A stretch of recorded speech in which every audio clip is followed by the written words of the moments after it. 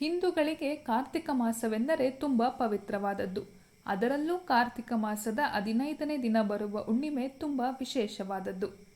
ಇದನ್ನು ತ್ರಿಪುರ ಹುಣ್ಣಿಮೆ, ದೇವ ದೀಪಾವಳಿ ಎಂದು ಕೂಡ ಕರೆಯಲಾಗುವುದು. ವರ್ಷದಲ್ಲಿ ಬರುವ 12 ಹುಣ್ಣಿಮೆಗಳಲ್ಲಿ ಕಾರ್ತಿಕ ಮಾಸದಲ್ಲಿ ಬರುವ ಹುಣ್ಣಿಮೆ ತುಂಬ ಮಹತ್ವವನ್ನು ಹೊಂದಿದೆ. ಈ ದಿನ ಪವಿತ್ರ ನದಿಯಲ್ಲಿ ಸ್ನಾನ ಮಾಡಿ ಜಪ ಪೂಜೆ ಮಾಡಿದರೆ ಎಲ್ಲ ದೇವರ ಕೃಪೆಗೆ ಪಾತ್ರರಾಗುವಷ್ಟು ಪುಣ್ಯ ಪಡೆಯಬಹುದು. ಇನ್ನು 2025ರ ಕಾರ್ತಿಕ ಹುಣ್ಣಿಮೆಯ ಶುಭ ಮುಹೂರ್ತದ ಬಗ್ಗೆ ಹೇಳುವುದಾದರೆ 2025ರ ಕಾರ್ತಿಕ ಹುಣ್ಣಿಮೆಯನ್ನು ನವೆಂಬರ್ 5ರಂದು ಬುಧವಾರದ ದಿನ ಆಚರಿಸಲಾಗುವುದು. ಪೂರ್ಣಿಮಾ ತಿಥಿ ಪ್ರಾರಂಭವಾಗುವುದು 2025ರ ನವೆಂಬರ್ 4 ಮಂಗಳವಾರ ರಾತ್ರಿ 10:36ಕ್ಕೆ. ಪೂರ್ಣಿಮೆ ತಿಥಿ ಮುಕ್ತಾಯವಾಗುವುದು 2025ರ ನವೆಂಬರ್ 5 ಬುಧವಾರ ಸಂಜೆ 6:48ಕ್ಕೆ.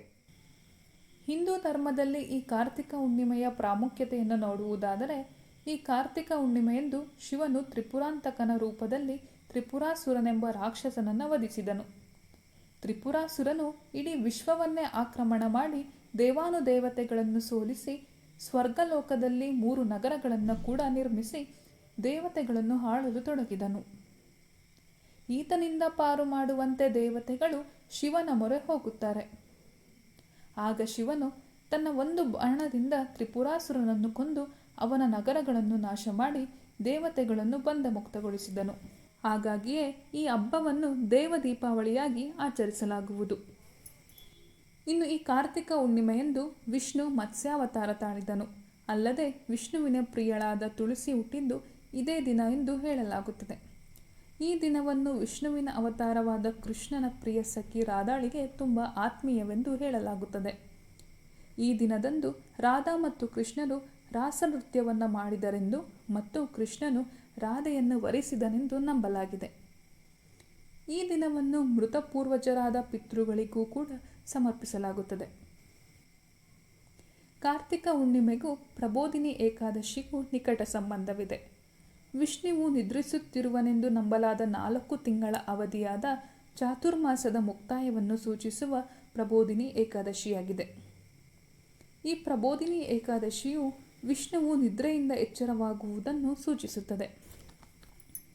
ಪ್ರಬೋಧಿನಿ ಏಕಾದಶಿಯಿಂದ ಆಚರಣೆ ಮಾಡಬಹುದಾದ ತುಳಸಿ ವಿವಾಹವನ್ನು ಆಚರಿಸಲು ಕಾರ್ತಿಕ ಪೂರ್ಣಿಮೆ ಕೊನೆಯ ದಿನವಾಗಿದೆ.